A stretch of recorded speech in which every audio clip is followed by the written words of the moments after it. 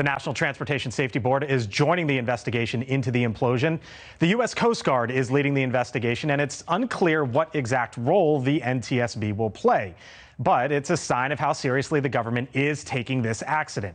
The implosion happened thousands of feet below the surface, so piecing this together here in the upcoming days, weeks, months is going to be difficult.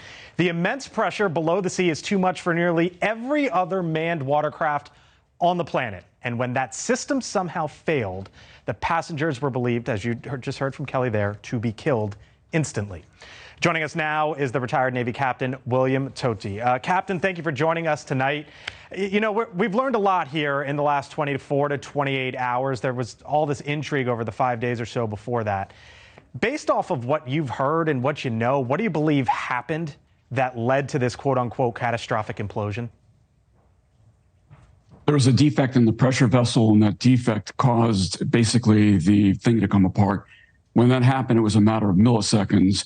The implosion means all of the seawater at a great pressure would have crushed instantly anything that was contained within that pressure vessel, including, sadly, the people that were there. You know, I was reading that when this happened, it was like that. We're talking about milliseconds here, snapping of a finger.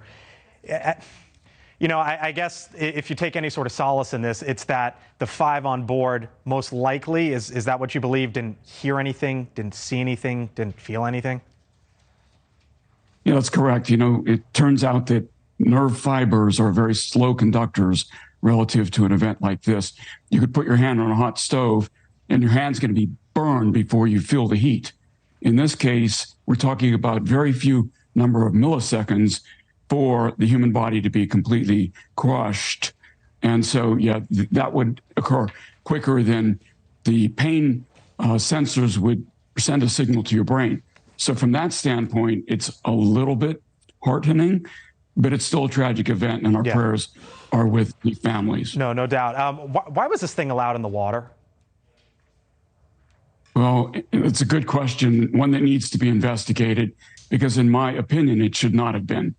It fell within a crack, and it fell within a crack in regulatory structure or framework. In that it was in international waters. It was declared to be an experimental, which means non-certified vessel, and there was no governing authority that could regulate whether or not it was appropriate to bring paying passengers on board. I think this needs to become a Challenger moment. You'll remember when the Space Shuttle Challenger blew up, NASA had to take a really hard look at how they did business. This needs to be another moment like that, with the one difference that there is no NASA.